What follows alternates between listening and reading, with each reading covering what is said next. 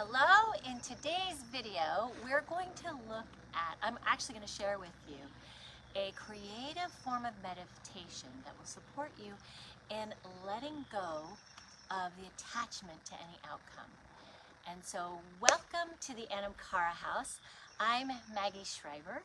Anam Cara is Gaelic for soul friend, and it is a Celtic tradition that believes that if you have that one person in your life that sees you for the truth of who you are in your authentic self, and supports you and loves you, then you have come home. You'll be okay. I want you to be seen and heard, and to know that you don't have to change who you are to fit in, because who you are, your authentic self, is why you belong. So here at the Anam Cara House, we come together on our discovery, on our journey of self-discovery, and we use a divination system, oracle cards, that allow us to connect to our divine spirit, our own wisdom, our intuition, to support us in gaining clarity and wisdom, and bring more meaning into our lives as we grow on our spiritual journey. So, hey Virginia, nice to see you. So today, I first wanted to check in and just see if you're here live, great, welcome. And if you're going to be watching the replay, know that you can just respond as if this is live, and I will answer any questions you may have, or I will interact with you even in the replay. So today, I thought that it would be fun. Two things. I want to know how the eclipse went over the weekend. We had let's see, it was a new moon eclipse, and the new moon energy is all about setting an intention. And because it's an eclipse, it amplifies and magnifies the energy of the moon. And so I'm curious as to how y'all did with that. And if you're here live and you want to share, great. If not, that's okay too. But just know that it was a very powerful new moon, and you still may even be feeling the energy of the eclipse. And so know that you can still set your intentions that will support you in the next 6 weeks. Or no, excuse me, 6 months. I don't know why the airplane's going over today. They normally don't run classes during the week at 12 o'clock when I'm doing my live, but and I see that the orange tree is, the orange tree is pulling my hair, and all is well. Anyway, okay, and I just had a dove fly across, so I am at peace. Thank you. Okay, so let's talk about the intentions that you set, and know that whatever is in your heart, whatever your heart's desire, that if you took some time to write what that is and what you want to create, what you want to change, who you want to become, all those intentions will be supported throughout the next 6 months, because that's how powerful the new moon was. I know myself, I had a very interesting weekend. I was away for the first time in forever, and I was able to go up to Nevada City and be with a group of loving, supportive, amazing women. And we did not do a formal ceremony, but the intentions that were set throughout the whole weekend, just through our conversations, just through brainstorming, just our synergy, were very powerful. And one of the things that came up was the woman whose house we were staying at is open to the possibility of having retreats at her home. It's this beautiful Victorian home that has a beautiful backyard and is right on a trail that leads you down to a creek, and we can walk into town. And so we are going to look at how we can possibly make that work this year. So that's something to stay tuned for, because I really miss our retreats, and I hope that those of you who have been part of our community, I hope that you are feeling that same kind of longing to come together again in community, and to really support each other in our expansion and creativity, and have fun, all while being away. So that was one of the intentions that was set while I was with this beautiful group of women. That leaf keeps attacking me. Anyway, okay, let's move on. So if you are joining us today, we were just talking about setting our intentions during the moon. Hey Glenn, during the new moon and the energy that was so powerful during Saturday and how it's kind of keeps moving throughout this week. If you didn't set any intentions, it's still not too late. So I'm just encouraging and inviting you to do that.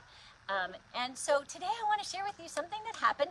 I have seen this on Amazon, I think. I've seen it in shops, but I've never purchased it. There was something about being together with this group of women when we went into a shop in Nevada City. We saw this creative way a form of meditation, and you may have seen this too or know about this, but I was inspired to purchase it and I want to share it with you because I think it may support you in a creative way to meditate or meditate and bring out creativity, whichever way you want to look at it. So this is what I'm going to share with you is a Buddha board. I don't know if you know what that is, but I'm going to show you. It's a Buddha board. And I should have brought the box out so you could see what the box looks like, but I'm going to hold this up. So I'm going to see if you can see this. So the first part, you're going to lose me. Oh, I just dropped. Okay. This is the board, the piece that's the board. It comes on a stand like this that has little notches in it. You can see that. You put the board in the notches and the little stand holds water. You may have seen this. And what is so powerful about this beautiful way to share creativity, I'm going to get down and get my paintbrush that just fell on the floor, on the ground. Here is, I love all airplanes. That must mean we're going on a trip, you guys. I think the intention is set for us to fly somewhere. Okay, so here is the paintbrush. It's really cool. It's a very pointy and very cool. Comes with it. Let this guy go over. And you paint with water. And what I love about this is it's bringing you into the moment of this meditative way of being creative. And then, because then in about 10 minutes, the process, the water, it starts, as the water dries, the picture disappears. So it gives you an opportunity to paint something, be with it, be mindful, be present, and then let go as it disappears. And so I'll show you what it looks like and how fun. I probably could have done a better way of demonstrating this, but as I was preparing for today, I thought, oh, you know what? I want to share this. Let's see, what's the way? Let's see. I don't want a cricket, I want it this way. Okay, so what you do is you just dip it in, and then you just play. The harder you press, the fatter it is. You can actually make hearts. You can draw. If you're an artist, you could actually draw like a horse or an elephant. You can do this, whatever. That looks like a mishmash. I don't know if you can see it. It's kind of hard. Oh, there's crooked. So there is I don't even know what that is. And then what I love about it is like, okay, I could look at this right now and go, the critic would show up and say, excuse me, but that sucks. What are you doing? You're not a painter, you're not an artist. That's terrible. And I would be able to say, thank you for sharing, critic. But right now I am focusing on the magic of this drawing. And as you can see, it starts to disappear.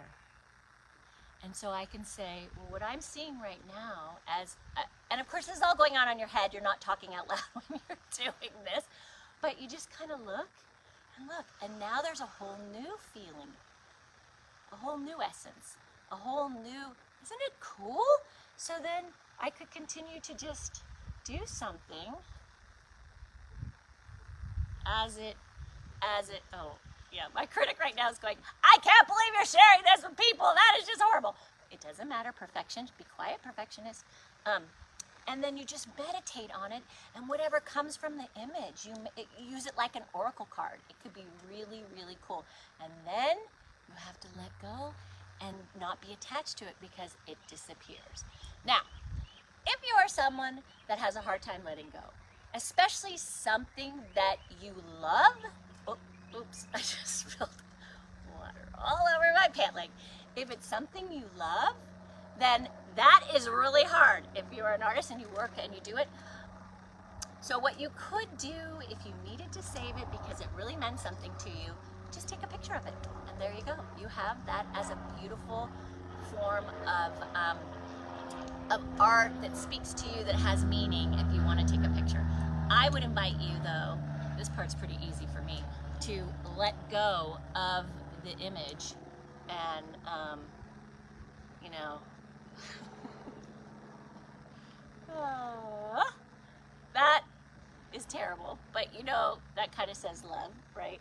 You can see, you can just play with it. It is so much fun. And if you do it with, yeah, how dreams transform midstream. Absolutely. This is not, because I'm doing it backwards. Okay, let go, critic and perfectionist right now, because you are just demonstrating. You're demonstrating that you can just play with it. So anyway, Buddha board. It's a Buddha board. I saw it.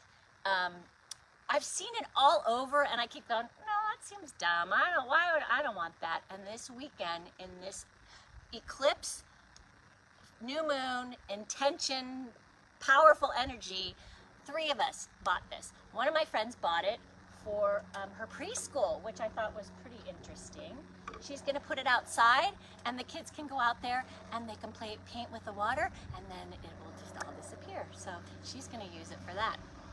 Another person's going to put it in her, she has her office in her bedroom, and she's in a very stressful field, and she's just going to put it on her desk, and when she's on the 9th, we're going on a trip, when she's on the 9th Zoom call, she's going to, you know, and her body and her energy is just like, I can't take this anymore. She's just going to play with it while she's on her Zoom calls because she can have her video off. So, Buddha board. You can get them on Amazon, and they come in 2 sizes. They come in the large size, and they come in a smaller travel size. So anyway, I just thought that would be fun to share with you today. So because we're coming out of this intense energy of the new moon and the eclipse, I thought it would be good to just kind of check in and see what do we have in store for us the month of May. I know that we have back-to-back eclipses, which is like very powerful. I know that we're going to be in the sign of Gemini, which is all about thoughts and our mind. So we need to look at that. And that's funny, Catherine, you had a Buddha board and you weren't using it. I know, I didn't buy one because I thought, oh, I'll never use it. But then something inspired me, and I just thought, oh, I'm going to play more with this. So let's look at the energy of the month of May, and what do we need to know? What will support us? And just,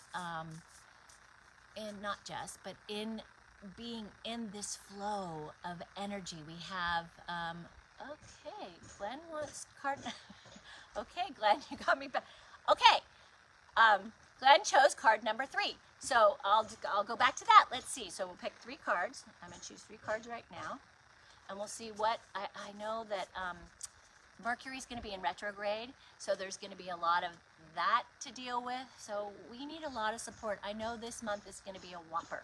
So what energy, what card, what wisdom will support us? And then we'll be on our way. So I'm going to choose 3 cards because Glenn already chose number 3. I'm going to use the same deck. We're just going to stick to the Oracle of the 7 Energies by Colette Baron Reid. That is the deck. And Glenn and Jean Catherine and I, we did a cacao ceremony. If you want to know more about cacao ceremonies, let me know and I'll hook you up with Jean Catherine. We did a cacao ceremony yesterday, and the vibration of the energy was like, I was intoxicated.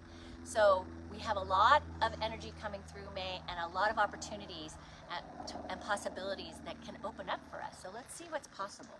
Okay, so card number 1, I'm using my lap right now, card number 2, and card number 3. Okay, here we go. Let's see. First one, card number 1. Smoke and mirrors. Ha, ha, ha. That is so funny. Okay, smoke and mirrors. That is, so I love, as much as this card freaks me out, because when I hear smoke and mirrors, I feel that the dominant energy is one that is not an authentic, true energy. It's like smoke and mirrors to me is like you're trying to put up a facade or make something appear to be something that it isn't. And so that's what it makes me think of as our first card. So if, oh, I forgot to tell you, if you chose 1, you choose a card. Number 1, this is specifically for you, but it's a general reading for all of us. And then, oops, so if you chose 1, if you didn't, I'm sorry, 1 may be your card, and now you know what it is. Or choose number 2 or card number 3, and you can put it in the comments. Okay, smoke and mirrors. If you have an idea of what that means or how that resonates, put it in the comments. And let's see what card number 42. 42, smoke and mirrors. Let's see what energy center it is. 42 is in the energy center of 6, which is light, intuition, vision, imaginations, perception, and mental states. Perfect. Mental states. We're going to be all in our minds and our heads because we are in Gemini, and Gemini is all about the mind. Okay, key concepts: seeing through the lens of past conditioning, the inability to recognize the truth of what is being offered, heading from misguided perceptions, moving beyond the illusion of separation. That's good, moving beyond the illusion of separation, being accountable for your biases and the way you view the world. So, number 1, here's the reading. We're actually built to view the world inaccurately. Our 5 senses tell us we are separate from one another. We're conditioned to see time as linear. This creates a consciousness of delineation, separation, and finality. We have an innate fear that what we see is all there is, although we know deep down there's more. We are suspicious of it. Our fear of death results from this kind of perception. The entire world is a construct of smoke and mirrors, and our job is discover the truth that lies beyond the illusion. So this next month, when you see something or you're in an interaction or something's not working, or really trust your intuition and see beyond the smoke and mirrors, go below, underneath what's really happening. So that's one of the things that we need to do this month. Let me see if there's anything. Ask yourself if what you see is really just what you're looking for. Oftentimes when we see through the eyes of lack or limitation or judgment, we then create that image, create that experience. So am I really just seeing to be right? Or can I look beyond that and go into compassion and empathy and see if there's something below that? So let me see what else. What do you sense beyond your intellectual assessment of what is? Can you drop into your heart and soul and call for a vision, a feeling, an awareness of the true and authentic? Every day, remind yourself that you are intrinsically connected to all life. The universe needs you to learn about it. You have within you extraordinary magic with which to co-create life beyond your wildest expectations. So this next month, the month of May, things are going to come up, especially when we're in retrograde. When Mercury's in retrograde, there's going to be things that are going to come up that are going to challenge us.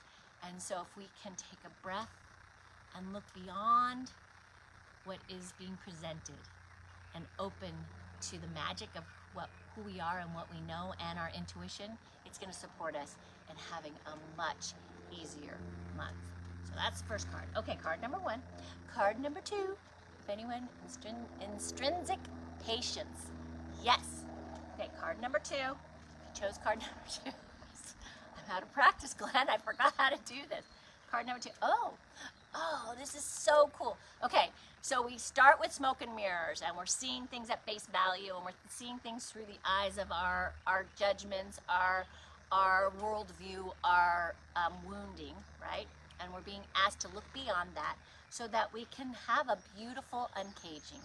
So this month, number 2 is the beautiful uncaging, which I love this card because it feels so freeing and really takes us out of our prejudice, out of what we think how something has to be or that it's at face value, and it frees us from that. So let's see what the reading is.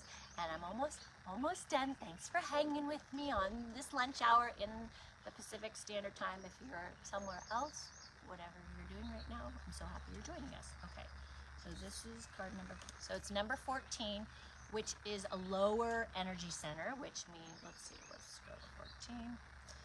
14 is in the energy center of number 2, which is water, emotion, connection, sexuality, intimacy, birthing, desire, pleasure, feelings, and fluidity.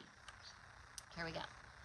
The prison of guilt, a need for self-inventory, rigorous honesty, accountability, making amends. So as we look through the smoke and mirrors, there's an opportunity for us to forgive, make amends, and really free ourselves from those stories and beliefs and woundings that keep us caged to lack and limitation. So let me just see if there's something. At this time, you're being called to assess where guilt is playing a part in your life. Interesting. This morning in our prayer circle, prayer time, Jean Catherine, I was talking about guilt. Playing a part in your life, recognize how it's affecting you and others, and address it so you can release yourself from its grip. Guilt is a powerful emotional state capable of transforming difficult situations.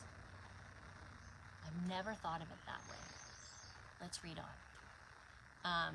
It keeps you accountable for your actions when you've done something that causes harm. That is so interesting. I love that perspective. I've never really seen guilt as an accountability piece. I see it as, a vibration or an emotion or an energy of just self-blame, and I just see it as so destructive. But this is the gift in guilt. I never thought of that. Okay, this is powerful. However, it can also feed a self-sabotage. Here it is. Here's the second part. However, it can also feed a self-sabotaging cycle that fosters codependency and a distorted sense of personal power. Very interesting. Self-blame, that's what I said, can lead to behaviors that perpetuate low self-worth.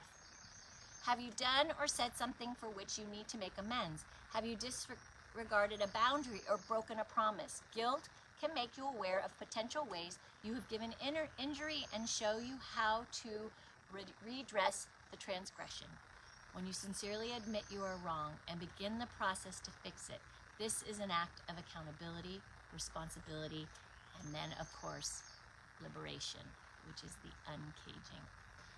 Take a moment now to consider when you have harmed others or yourself. This knowledge will free you from the story you tell about it, so you're able to connect with truthful remorse. Now is a time for rigorous honesty as you take a self-inventory with a neutral state of mind. A good question to ask yourself now is why the guilt is there. You may be taking on a burden that is not even yours to carry. That is a really interesting insight. Check in. Is this burden yours?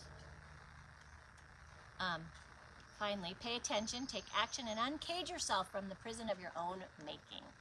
Love that card. So we have a really powerful this month. Woo! It's going to be a whopper. Okay, Glenn, here is your third card. And if there's anything you guys want to put in the chat about what you're experiencing or what's happening, and I'm very sweaty right now. Okay.